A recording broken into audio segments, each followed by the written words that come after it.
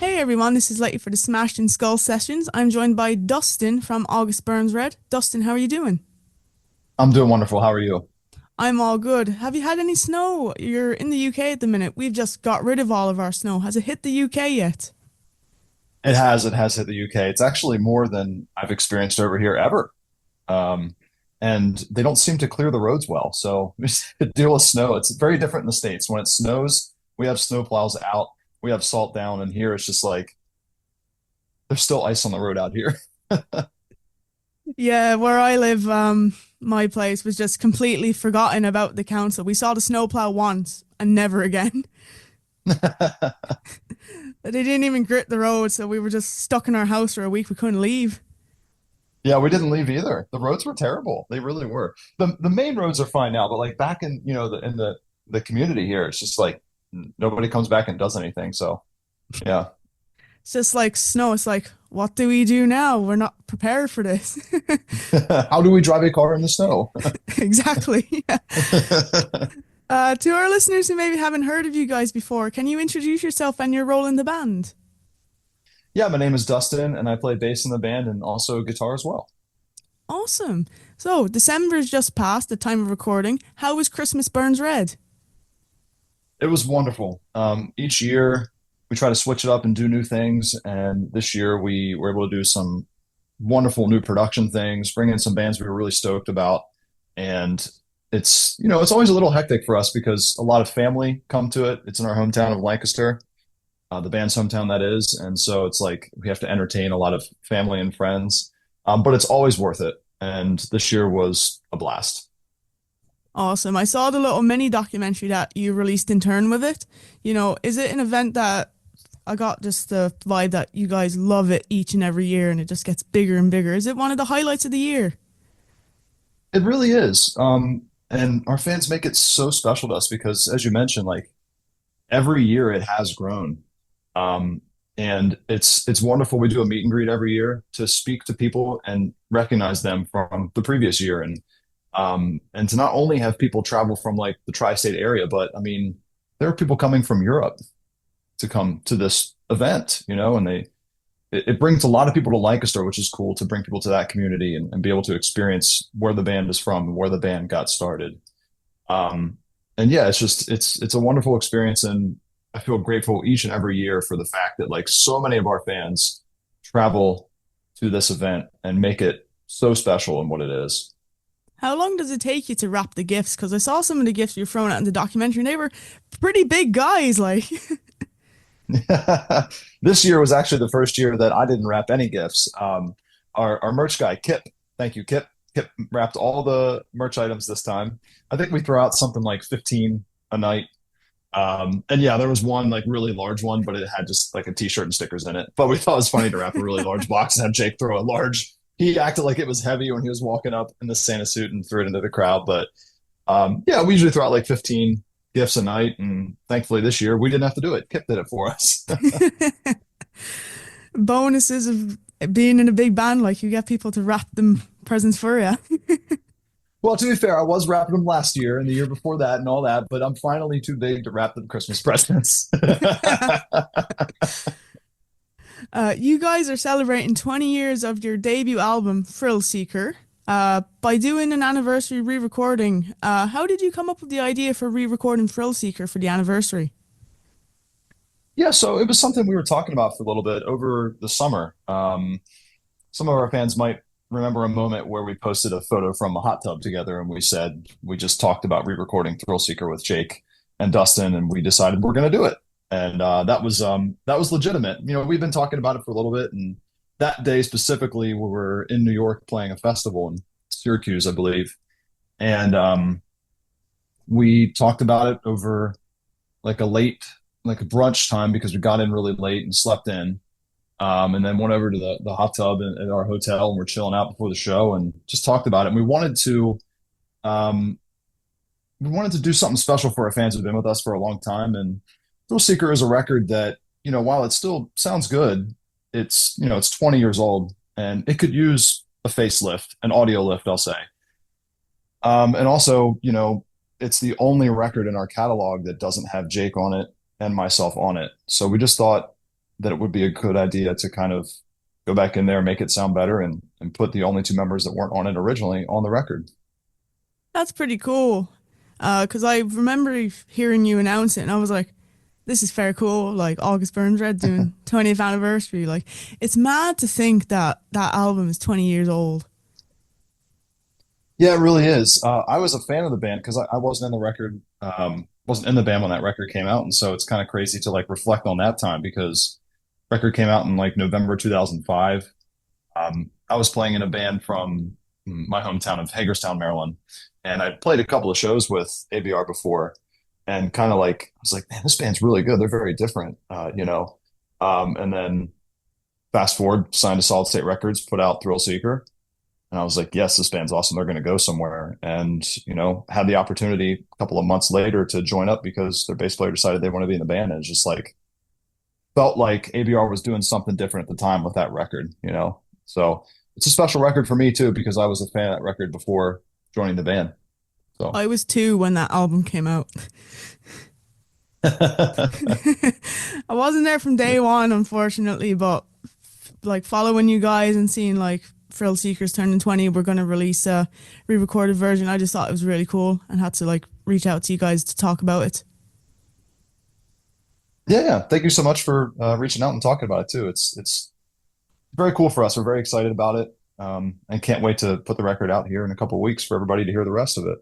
Yeah, it's going to be great. Can't wait. Been following the singles. Sounds epic, by the way.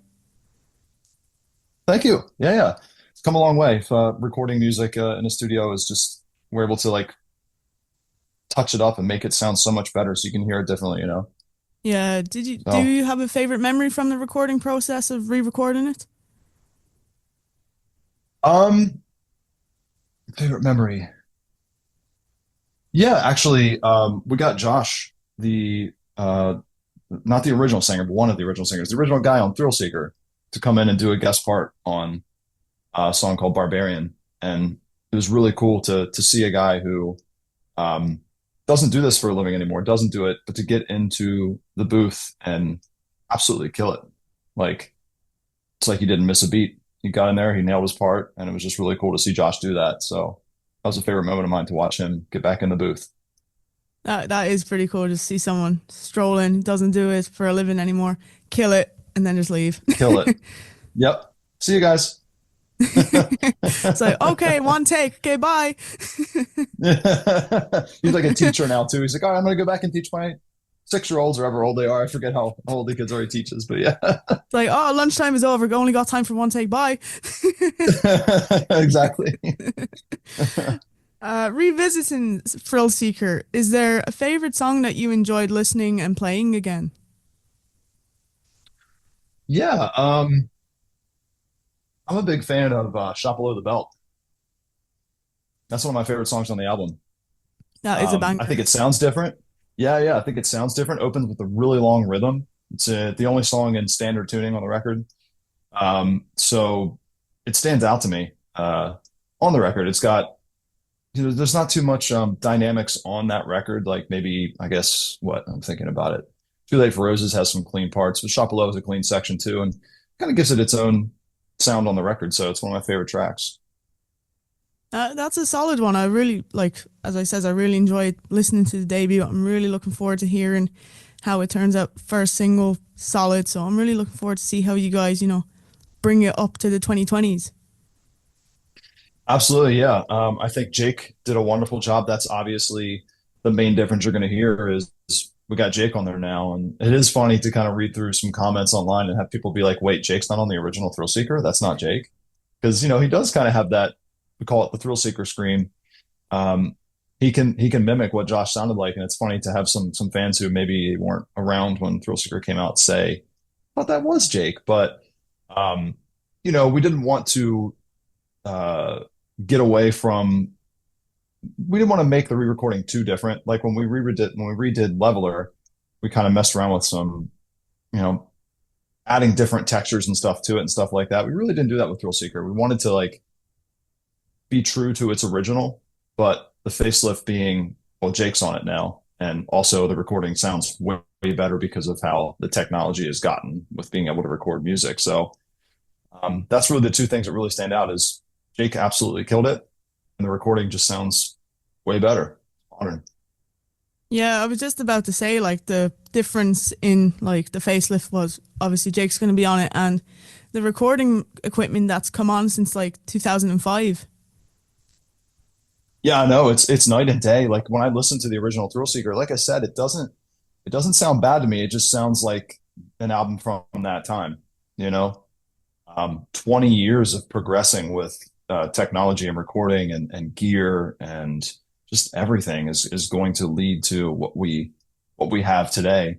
And as I mentioned, we redid Leveler and that sounded different too, but Leveler sounded better than Thrillseeker in my opinion anyway. So it's like an even greater difference between the original Thrillseeker and the 20-year anniversary record. It's clear and you can hear things more. You know, when I listen to the original record, if there was like a lead guitar part in the background and the rhythm over it, I kind of had a hard time understanding what notes is that lead playing. Can't really hear it, just wasn't clear. And today it's very clear. So with this re-record. Yeah, it's a thing I like to see, like seeing how bands record their first album versus up to now. Remember reading Bring Me the Horizon. They recorded their first album, can never remember the name of it. The guitarist Lee, he had a broken amp and just recorded through it. See, yeah, things like that add up, and you're like, okay, yep, that's why it sounds old. And it's like, oh, that's why it sounds so unique. Exactly. If you could collaborate with any musician, dead or alive, who would it be? And it doesn't have to be for August Burns Red. Oh my goodness. Wow. Let me give you one of each. If I could collaborate with somebody who is no longer alive, Jimi Hendrix. I would love to write some music with Jimi Hendrix. I think a lot of people would. That'd There's be probably a some lot more people that would experience. deserve that more than me, but yeah, that would be an experience. Very nice. Yeah, yeah. The Hendrix experience. And then today, somebody who's still alive, John Mayer is one of my favorite artists, and so it would just be, be an honor to sit down with who I view as one of the best singer-songwriters and um, today. So that'd be awesome for me. He could just noodle all day. John Mayer could. I know. Yeah, you could say write a solo. He'd improv it, and then you could say, all right, give me an option B, and it'd be totally different. Just so talented. So Yeah, I haven't really delved into John Mayer's music that much. I've seen a couple of playthroughs he's done on, I think it was Guitar Center series that he did. And it's just amazing just to see him just pull these notes out of nowhere. And like, if he was a metal musician, he'd be in so much demand. I know his knowledge of music is next level. It really is, and to see him play metal would be exciting. He has a song called Neon, which is not metal at all, but it's a drop tuned song. He hasn't really done it since then, and it's very technical for it being a jazzy rock song. So I'd love to see what he could do for a metal song. It'd be really cool. To see him in like a gent band or something like with a nine string or 10 string. Now that would be interesting. He did post a video of himself playing, or maybe somebody else posted it. One of his guitar players used one of Tosin's guitars, which I Oh believe yeah. it was a 7 or 8 string, and so I think Tosin was delivering it to I forget the guy's name, but he was playing guitar with John Mayer on one of his tours. So he was delivering that guitar, and then he shot a video of John Mayer playing on it, and as you can imagine, like picked it up and just absolutely shredded it. But I wouldn't know where to begin, especially if it was an 8 string. If I picked up an 8 string, I'd be like, all right, wait, how do you play this thing? This feels so foreign to me. I'm used to six. I can play seven. You add one more, and I just can't fathom it right now.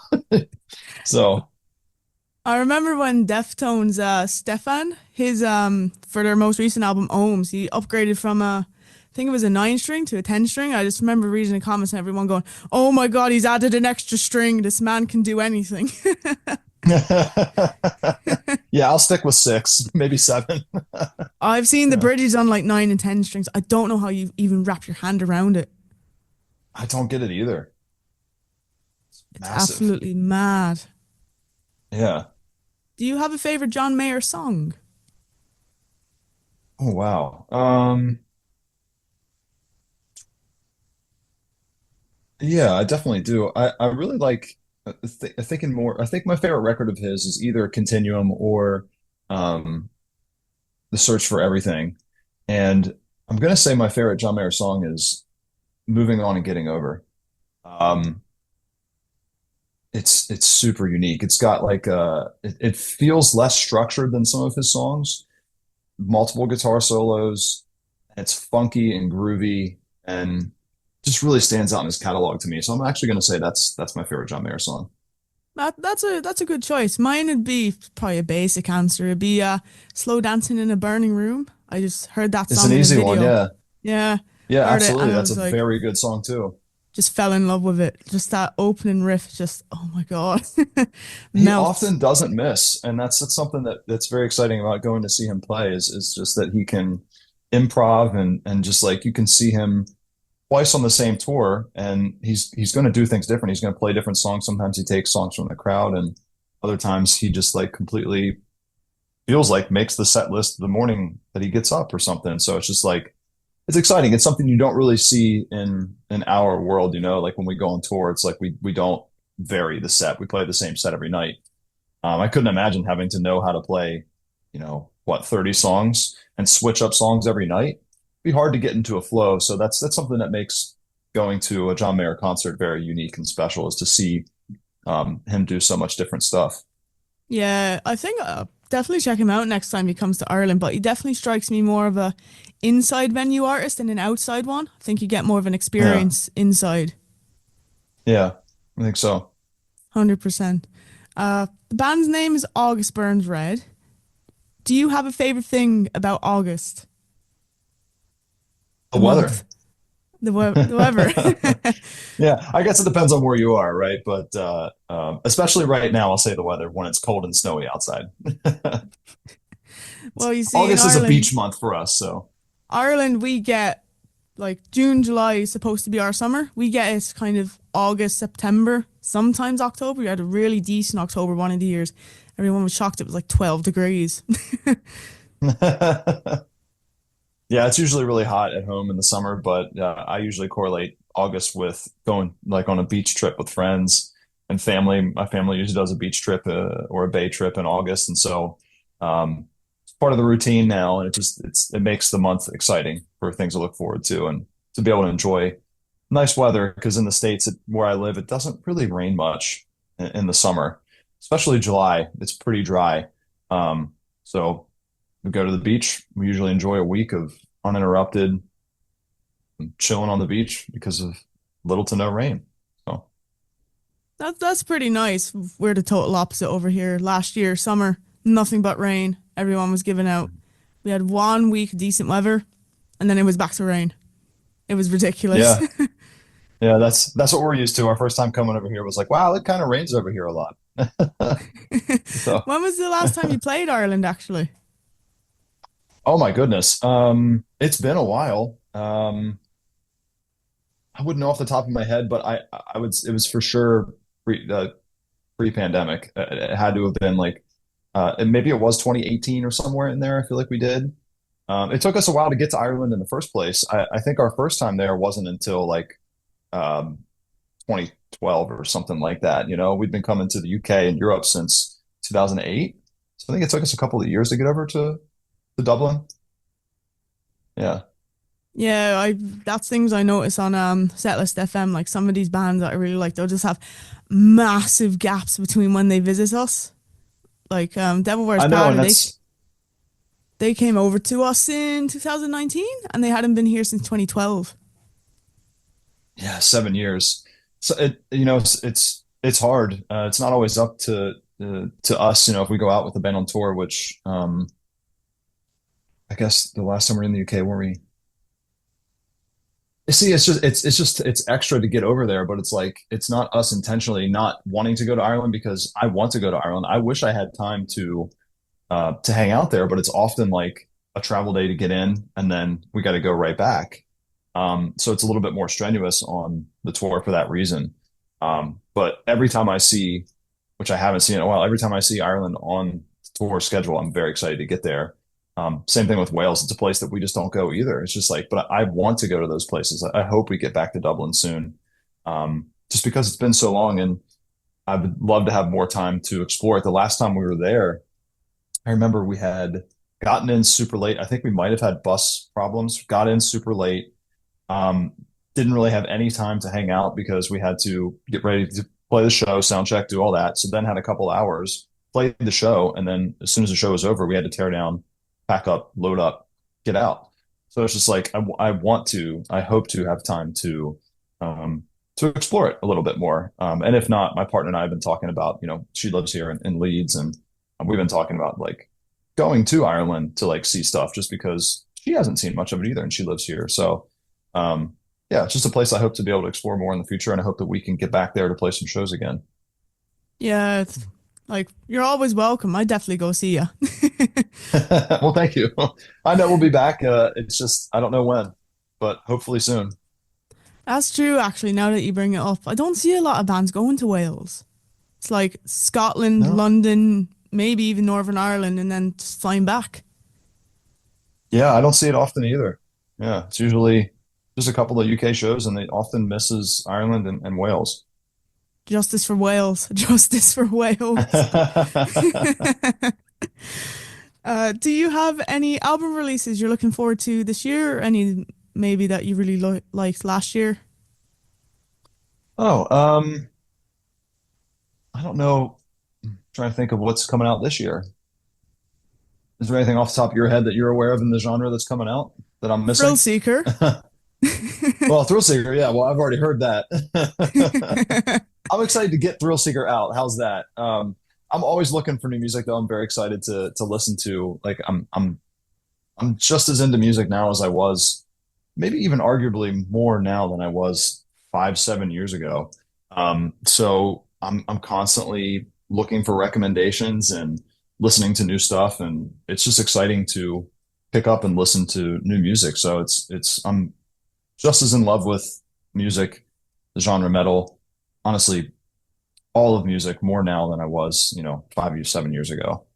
That's really awesome to hear. I guess I'm more so intrigued to see if Slipknot actually released this Window album that they've been teasing for like 10 years. 10 years, wow. Basically, what happened That's was they recorded it, didn't like it, shelved it, and now Clown saying that they're gonna release it. But this has been going on for like 3 years saying that they're gonna release it. well, I'm sure they will then. If there's, I've been working on it for 10 years, that'll be exciting to hear it then if it's been that long. Yeah, there's a lot of rumored albums, nothing solid yet. So I'm intrigued to see what the predictions of like Metal Sucks and all that say, see which ones actually come through and which ones are maybe next year. Yeah. Yeah, me too. Always looking for new stuff. The Counterparts EP that came out recently, I like that. It's the first thing that came to mind, something recent that came out. I feel like there's some bands that are due some new records. It's not in the genre, but Jimmy Eat World is a band that I really like, and I feel like their last record was, I mean, I want to say it was 5 years ago. So I feel like they're due for a new record, and yeah, just always looking forward to checking out new stuff. A Day to Remember, I think, are due one as well. I think they are due one as well too. I'll be very excited for that one. It's been a little while for them too. We just toured with Fingers them. crossed. Love those guys. They're awesome guys, and we had a blast on that tour. And I'll be super excited to hear their new stuff. They were my first introduction to metalcore. I bought a Sony Walkman and one of the songs loaded up on it already was It's Complicated off of their album with your man stuck in the timer. What that's called right now.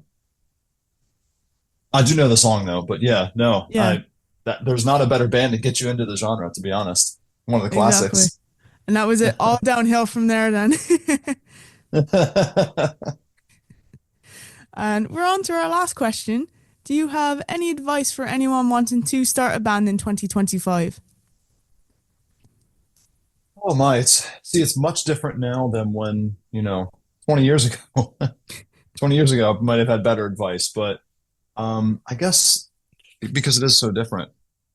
Honestly, one of the best things you can do for your band, this is what I say often, is invest in um, a good representation of your band being the recording of your band. If your demo or the songs you're releasing don't sound good, then how is anybody ever going to connect with, and how are you ever going to grow?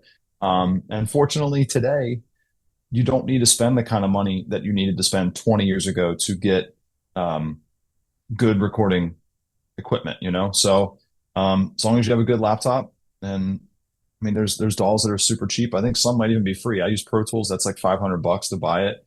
And you can just get these plugins and create your album. Maybe you need to record drums in a studio because you're not as good, like to be able to do that at home. That would cost way more money. But I would just, long story short, just say invest in a good sounding EP or record for your band because it could go a long way for you. And it'll stand the test of time, being like, look what we released like 10 years ago, and people will be like, that's cool, that sounds really good. Exactly. Yeah. Awesome. Dustin, thank you so much for taking the time out your day to talk to me. Sure. Thanks for having me. Appreciate you.